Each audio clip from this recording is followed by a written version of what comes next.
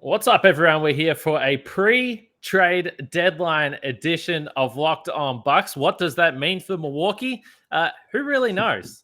Having said that, we thought similar thing leading into days towards the trade deadline last year as well. So we'll talk about some of the names that have been floating out there. We'll break it all down.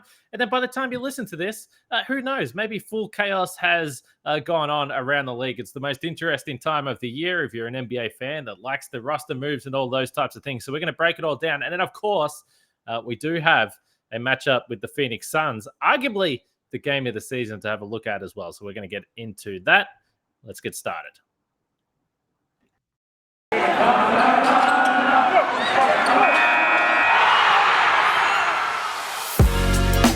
You are Locked On Bucks, your daily Milwaukee Bucks podcast, part of the Locked On Podcast Network, your team every day. Welcome to Locked On Bucks. I'm your host, Kane Pittman. You can see and hear me on this show Monday to Friday and also follow my work over at ESPN. Joining me for the second time this week from the Bucks Radio Network, and of course, our very, very regular co-host here on Locked On Bucks is Justin Garcia, and today's episode is brought to you. What is today's episode brought to you by? BetOnline. BetOnline has you covered. BetOnline has you covered this season with more props, odds, and lines than ever before. BetOnline, where the game starts. And we thank you for making Locked On Bucks your first listen of every single day, particularly yesterday. And I mentioned it at the start of the podcast. I wasn't at home. I didn't have my microphone. Yes, I listened back to listen to that audio, and it was rough times on my end. So apologies again for that. But, when the Bucks beat the Lakers, Giannis has a performance like that. The people are going to come. They're going to listen to the podcast. It's already our most listened podcast over the last 30 days. So, Giannis, he has that type of performance. It's a shame my audio quality wasn't up to the quality of Giannis yesterday in LA. But nonetheless, we appreciate you guys listening to the show. Justin, this is an interesting time of year. Let's just cut straight to the chase here. Do you think the Bucks are making a move? Do you have any feeling in your body, any type of inkling of what's going to go down here? Yeah, I thought you were going to ask, do you have any intel? Do you have any intel? I do. No. I do think they'll make a move. I don't think it's going to be anything massive. I think at the very least they'll just move somebody to shed some salary. So that's what I'm anticipating. And because of we all know what the headlines are of, the Nets and the 76ers continuing to play footsie with each other. The Lakers and LeBron has a history of blowing up the roster at trade deadline. It seems like they're trying to do that again.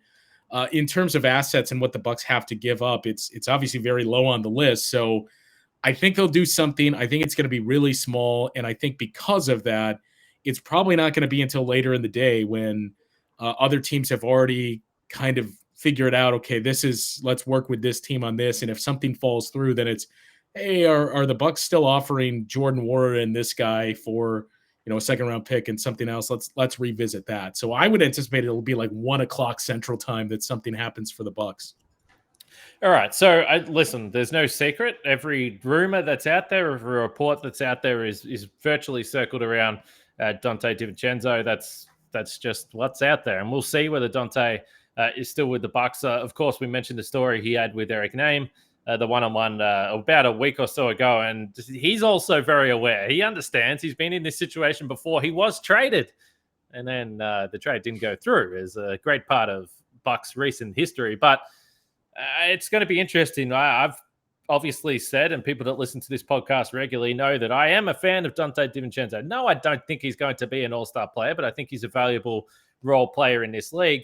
And I guess the question for me, and we've seen all sorts of reports about what type of player they could get. To me, there is two angles if the Bucks want to add a player via trade they can go down. Now, one, of course, is the big man. And that could either be a guy that you want just to add to the depth, or that could be a guy because despite all the positive reports, you are still very concerned about the viability of Brook Lopez playing for this team. The other part that has kind of come to the forefront in the last week or so is potentially a backup point guard because George Hill, he's getting older. There's no doubt about that. And there may be some concerns around his health. And I think that that's legitimate. We saw last year that the Bucks, despite the fact you shorten the rotation, it's handy if you don't have to play the Jeff Teague type minutes leading into the playoffs. That's no disrespect to Jeff Teague. That's just the reality. It was tough times when he was out there on the floor. So maybe there is some concern around George Hill. And if they did trade for a point guard, we've heard Dennis Schroeder as part of the sort of rumors, reports the last week or so. That would tell me that they maybe have some concerns about George Hill. I think he might be the Kurt Angle of this team. I texted Eric Name and Frank and everyone, and I said, I can see it now. Game 6 of the NBA Finals. George Hill has 15 points, and after the game, they give him the mic, and he says, if you remember, the Bucks won the title, and I scored 15 points with a broken freaking neck. I was going to say, I hope that's where you're going. So we'll see. I just look I'm kind of straddling the fence here where I do think they'll do something, but I wouldn't be shocked if it's just unloading one of the contracts that was signed in the offseason just to shed a little bit of tax payment. But I think Frank was who I saw talking about this on Twitter earlier today. And I agree with him that I know everybody has kind of keyed in on Mo Bamba for the last month or so, maybe even longer than that. And before it was Miles Turner. And we saw some report from some website I've never even heard of saying, hey, the Bucks are interested in Miles Turner. Like, great, I'm interested in a lot of things, but it's not going to happen. Right. But the Mo Bamba point that I think it was Frank that made, I completely agree with, in that I just don't get the sense that the ship has sailed on Brook Lopez returning. Now, we're obviously not going to hear Bud come out and say, yeah, he's doing great, he's going to be back in 2 weeks. But it does seem like where there's smoke, there's fire, and we're starting to hear more and more.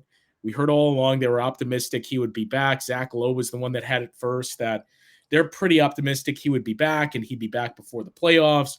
You're hearing more that trends towards that. So I choose to believe Brook Lopez will be back at some point this season. Now, what version of Brook Lopez and what percent will he be, or how much can you rely on him? That remains to be seen, but I think he'll be back. So it doesn't make sense to bring in a Mo Bamba type if that's the case, because he's not going to play ahead of Brook Lopez, especially if we think Giannis is going to play a lot of 5 in the playoffs. So to me, the biggest thing to circle is what every team needs, and more wing depth, but especially more shooting in the backcourt and more point guard help. And, the other funny thing is it's kind of like the discussion we had last year, where you can't have it both ways, that you can't tell the Bucks and Bucks fans, 2 years ago, hey, great that you have so much depth, but that's not what's important. The starters are what's important in the playoffs.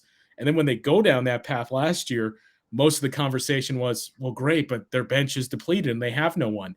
It's kind of the same thing with the Donte argument, that now it seems like everybody is trending towards, well, they got to trade Donte DiVincenzo, just because between him and Jordan Nwora, those are probably the 2 best assets they have, not in terms of contract, but just in terms of young guys.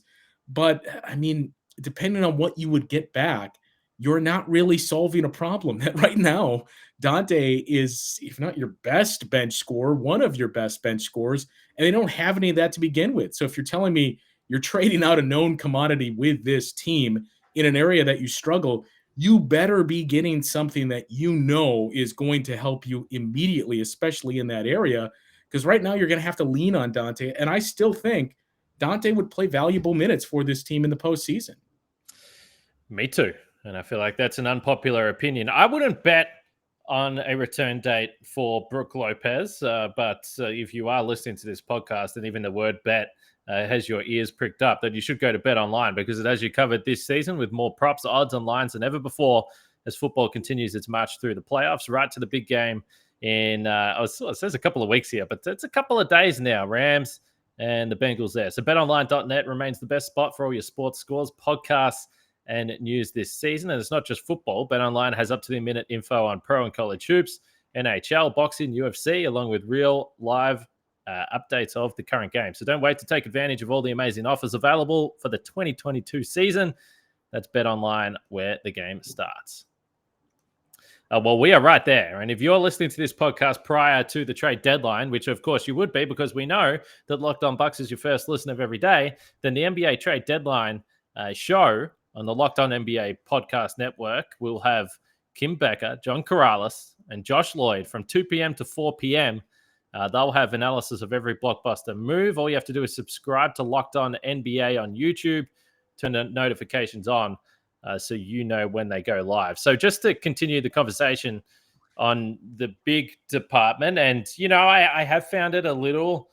I almost feel a little bit bad for Semi Ojeleye. We've seen some reports during the week that a player like Grant Williams might be on the radar for the Bucks.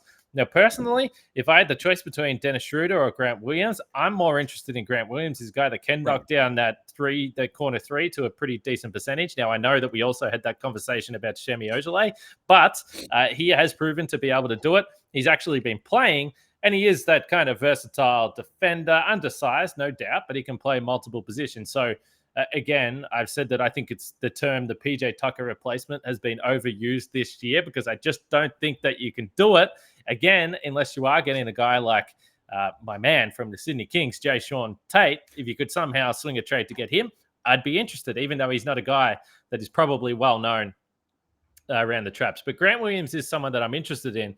But in terms of trading for a Mo Bamba, I just don't really care about it. So I'm like, why? I mean, I get it that he's an interesting prospect moving forward. But if you do feel like you have concern about a big man, then I wouldn't trade Donte, because I agree with you. I think that he could be valuable. I would be hoping that you have some sort of deal set up to get Robin Lopez back in the fold if he's bought out. Or again, as we've discussed at length, he's not a traditional center, but a guy like Thad Young that looks like he's heading towards a buyout. So rather than trade Donte, I would hope that the Bucks, who have had a pretty good record in recent years at these buyout guys, getting one of those two, whether it's Thad Young or potentially Robin Lopez. That's kind of where I sit. I don't know if I would be trading for a big unless it made real sense. Well, and I feel like we've kind of centered in, and I brought him up on Mo Bamba, but I mean, let's just flesh that one out. So he's in the same spot as Donte, that he's a restricted free agent this summer. So if you trade for him, you're doing so basically saying, hey, we're going to sign this guy in the offseason. And to me, again, that's kind of tied. Or you're not. Or you're not, though, and you're just saying that we think Mo Bamba is more important for us to win a title this year, which I would think is kind of who knows. Yeah, I mean, I think at best that's 50-50. That, again, it a lot of it would have to do with the health of Brook Lopez in either scenario, in terms of how much is he going to help you in the playoffs and how much of a piece will he be with this team moving forward. Because again, if Brook Lopez is back and even able to give you 15 minutes a night, 20 minutes a night, sporadically, even in the regular season, and about 10 to 15 minutes in the postseason, Mo Bamba's not really going to see the floor unless you run into foul trouble with Giannis. So in that scenario, Donte is already more valuable to this team in the playoffs than Mo Bamba would be. So I think that the interesting part that the Bucks find themselves in, and we've talked about this earlier throughout the season as well, is the Donte component. It's a tough spot because that's really the only asset they have that carries any value of significance. Jordan Nwora is still very unknown, and the contract is very, very small. So you're not going to get anything back there. But Donte is it. And if you make a move with Donte DiVincenzo now, I don't know, number one, what value you would get back given him returning from another injury and most teams not really getting a chance to see that consistency develop just yet. So whoever traded for him would say, hey, we've seen enough of him to know, and we feel pretty good that this guy is going to meet his potential moving forward. But the financial component is the other part that, to me, it just makes more sense to, I mean, it's going to sound worse than I intended to be, but to bite the bullet and pay Donte DiVincenzo in the offseason, because then you at least have one of those mid-tier contracts that's a movable asset. That's the one thing that's missing right now. You can sign him and then say, okay, we're actually going to move on and we're going to move him for this. But right now the Bucks can't do that. That's the problem they have with this roster, is it's all max contracts and low-value guys. Yeah, and we don't know and this is something that we discussed. So while I said that I think if you are moving Donte, it's for a move that you think is going to help you right now, it's also important to note, and this is why I'm pushing back on trading Donte for a big, is because if Lopez, if the Bucks know something that they're not revealing and they know that he's not playing, then okay, fine. In a month's time or in 2 months' time, I'll say, okay, you understood what I don't sitting here, and that makes perfect sense. That's a perfectly fine trade. But if they did trade for Mo Bamba, for instance, and then Brook Lopez comes back, he's never playing. Whereas Donte actually is going to play. So that's why I don't like the idea of that trade. Again, if you are in a position to bring someone in for nothing in a couple of weeks' time or in a week's time, then that makes more sense. And just to your point about paying Donte, we talk about the tax and all this money that they're going to spend. But as we pointed out on yesterday's pod and over the last few days, with Pat Connaughton and Bobby Portis playing the way they are, I know that everyone likes to think that, well, you have this deal set up and you'll be able to pay him and they'll get a pay rise and everything will be fine. You don't know that there's other teams out there saying, Bobby Portis, we'll give him $100 million.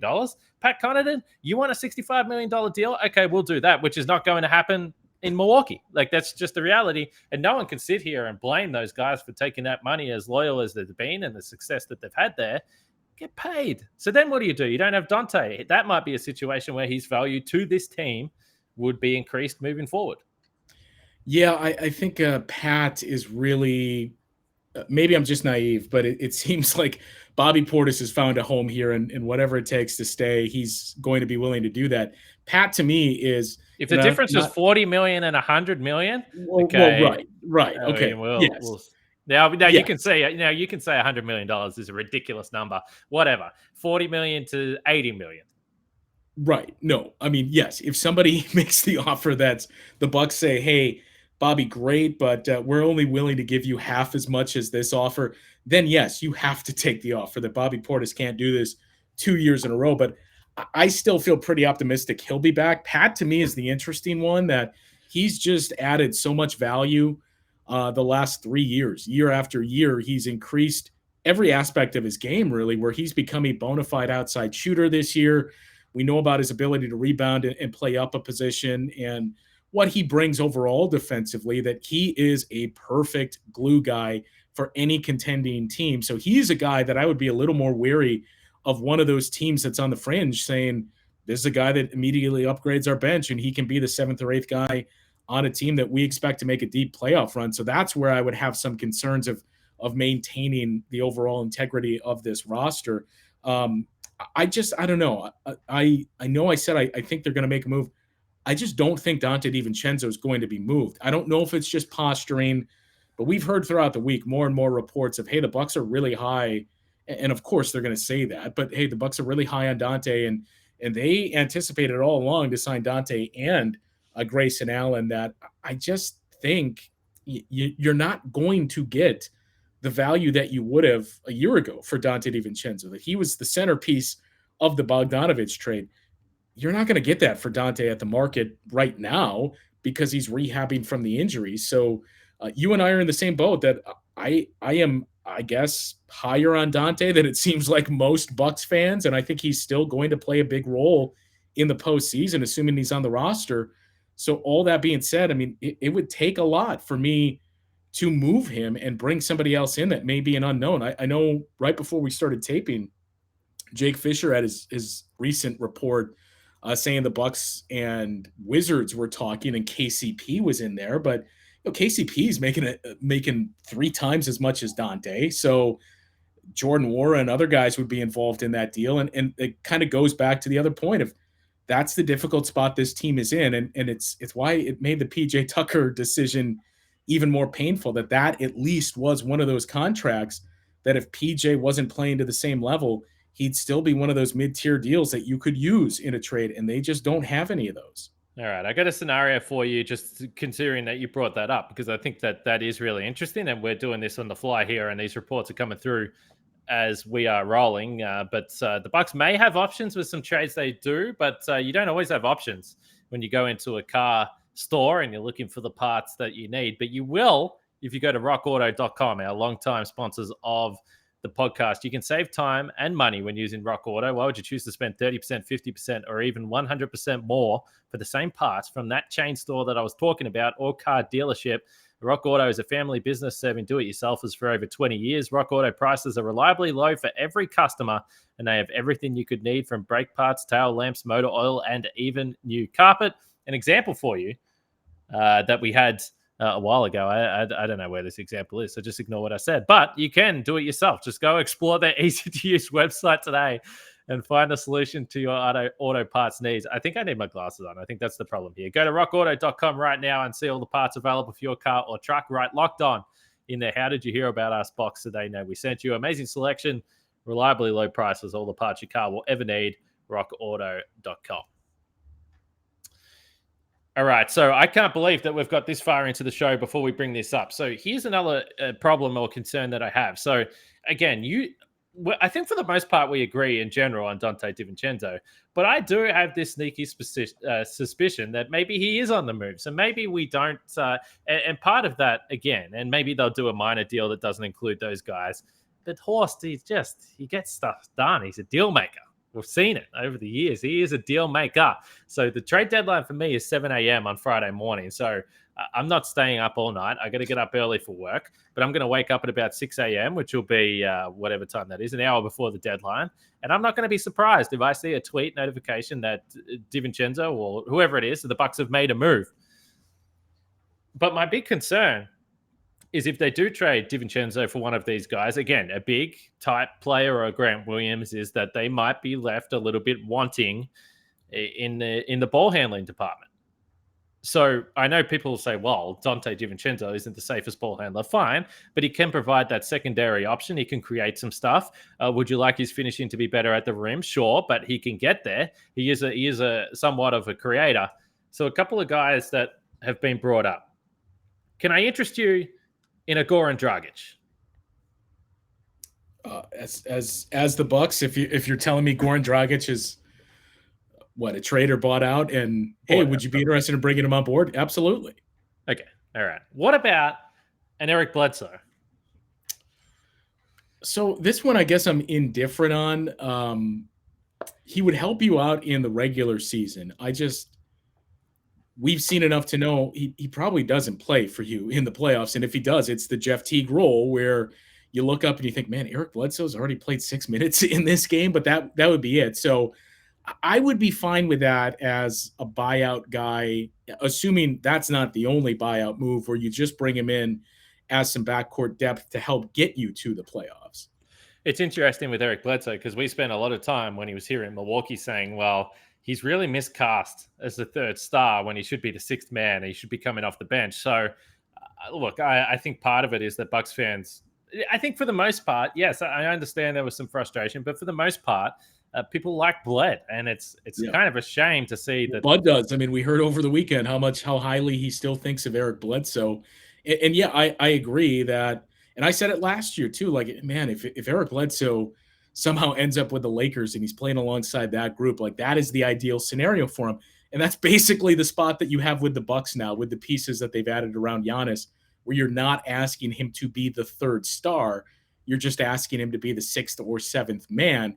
I think Bucks fans probably have PTSD with Eric Bledsoe in the playoffs. And, again, I'd be fine with it as he was last year's Jeff Teague. He's just not going to give you shooting. He's going to give you some of that defense and the ability to really attack the defense and push the ball towards the basket, but he's not going to help you out on the outside. Well, I mean, let's be honest. He is also infinitely better than Jeff Teague. Well, right. I mean, he was fine earlier this year with the Clippers. I mean, he had some moments. Big games, yeah. Yeah, I mean, again, he was shooting 30% from three or around that. It's not good. Yeah, he's not going to necessarily space the floor. But if you do need someone to play 10 minutes in a playoff game and you're asking me you're telling me that you've upgraded from Jeff Teague to Eric Bledsoe, then yeah, I'm feeling pretty damn good about it. I'm also feeling pretty damn good if it's George Hill. But again, I'm just wondering what the Bucks know potentially about the health status of George Hill and whether there is any concern about that. I was, you said basically, I forget how you put it, but you wouldn't be shocked if they traded Donte. I wouldn't be shocked either.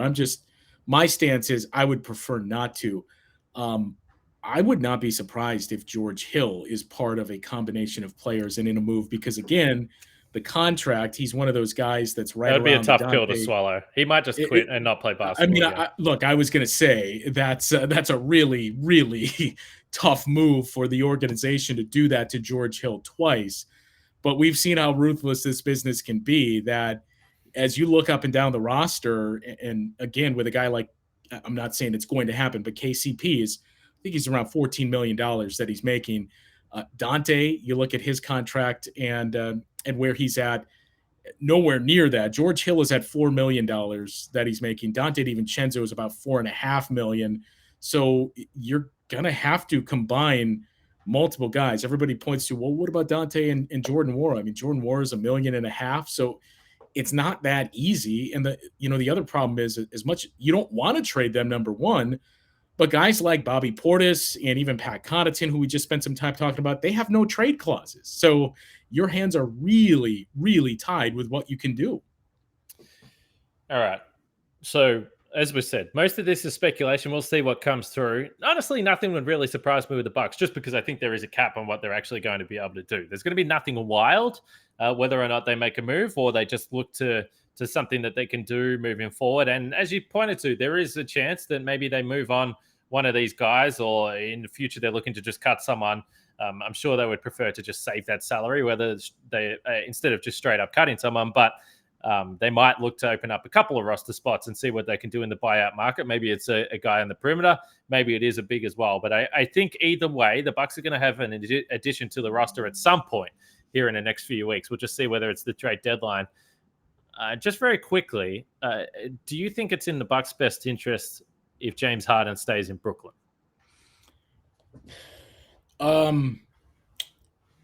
No. Well, oh boy. I think obviously the Brooklyn Nets, as currently constructed, is a team I would still be concerned with going into the playoffs, all struggles aside. If he does go to Philadelphia, I guess it depends on what the package is. But if I'm Brooklyn, I don't care what's coming out and some of the reports from Windhorst earlier today. I still don't move him, because as long as I have those two guys, and even if it's for road games only, I have Kyrie, I'm still a serious threat to win the title. And I know Ben Simmons gives you help on defense, but you're putting an awful lot on Kevin Durant offensively, and you make the team much tougher to defend, where sure, your defense improves, but you may no longer be an elite offense if it's all funneling through KD, and depending on what the rest of the groupings on the floor are. So I still feel like if I'm running the Nets, I don't care what James Harden says. I'm not trading him. And if you're threatening to leave, go ahead. I mean, if you want to play in San Antonio or Orlando, the teams that have the cap space to sign you, more power to you. I understand Daryl Morey can do some maneuvering or try to free up the money in the offseason, but go ahead and try to do it. Right now, your options are very limited. So we're fine with kind of balking at this, and we're just staying status quo here. Yeah, I think for the Bucks, you probably if you're a Bucks fan and you're looking to see how this plays out, you don't want Philadelphia to have this star join them, replacing no one. I don't want Philadelphia. Yeah, I don't want Philadelphia to get him if the package is basically Ben Simmons and one guy. Like if I'm Brooklyn and you are dead set on, okay, I guess we have to move him, it's going to cost more than that. Like if you really want him, you're going to have to pay for him. And the reports of Philadelphia saying, no, we're not doing this. Like Philadelphia basically wants him for nothing if the package is Ben Simmons, who hasn't even been playing for you all year. Well, that's exactly right. And I think, as you sort of alluded to, I think if you're the Nets, the only way you trade this is if Harden's basically said, I'm not playing anymore, which, by the way, this is the NBA in 2021, 2022. You can't rule out anything there, but that's obviously going to be the headline act leading into the trade deadline. As far as this Bucks and Suns game, this is going to be awesome. So a 9 p.m. Central Time tip. So again, drink your coffee, Bucks fans, if you live in Milwaukee, that's for sure. But like I've said, I think this is going to be a buzzsaw that the Bucks are running into here. The Suns are 44-10 on the season. They're 9-1 over their last 10. They've won 3 straight games. They're going to have a little bit of a motivation coming into this one. There's no doubt the Bucks will too. They're playing pretty good basketball. Giannis obviously is looking excellent. As far as the injury report goes, still no George Hill and Brook Lopez. Obviously, Grayson Allen probable. He's been listed a couple of times with this hip issue here. And as far as the Suns go, most of the big names are playing. Frank Kaminsky's, sorry to say for the Badgers fans out there, he won't be playing. Cam Payne's not playing. Dario Saric obviously still out with that ACL tear that he had in the finals. And then Landry Shamet is also out with the right ankle sprain. So some of the role players are missing, but all the main cast of characters will be there. This should be an awesome game. It's starting to get borderline worrisome, too, to at least keep an eye on the George Hill thing. That early on when he was appearing on the injury report, the message we got from Bud was basically, yeah, we expect it to be a couple of days. And then as the road trip approached, it was, yeah, we're hoping to get good news. He won't play on the first game or two of the trip, but we're hoping things will turn around. And now it's the whole trip that he's out. It doesn't seem like it's getting better anytime soon. So I would at least file that one away and keep an eye on it. All right, make sure you check out the Locked On Bets podcast with your boy Q and handicapping expert Lee Sterling. It's an interesting type of year for that type of thing. So listen to that show if you're interested. And other than that, listen to the post-game Locked On Bucks. After Bucks and Suns, it's going to be another late night. I'm dragging Frank. I'm saying you can't go to bed, man. You got to come on. We've got to do this post-game pod. Hopefully he's in a good mood. That means the Bucks have won. But this is going to be one of the more anticipated games of the season. Obviously, we're a little bit biased here. We watch the Bucks on a nightly basis, but this is the finals rematch. Again, the Suns are red hot. I can't wait. I really can't wait. It's like the most anticipated day. I mean, you have the first matchup with the Phoenix Suns, and it just so happens to fall on the trade deadline. Well, I did hear a lot of people, and there was some people in the YouTube comments saying, national media, they didn't even talk about Giannis. And I said, look, this is the one day where I kind of understand it. It was bad timing for Giannis to have this 44-point game because everyone's focused on the fallout for the Lakers. And yes, it's the Lakers, but the fallout for that, the trade deadline, everything just covered over what was a classic. Well, and look, my view is good. I would rather the national media not talk about you because so often it's what's wrong with this or why isn't this team playing? So you don't want to be a part of that conversation. And the Bucks have eluded that for most of the season.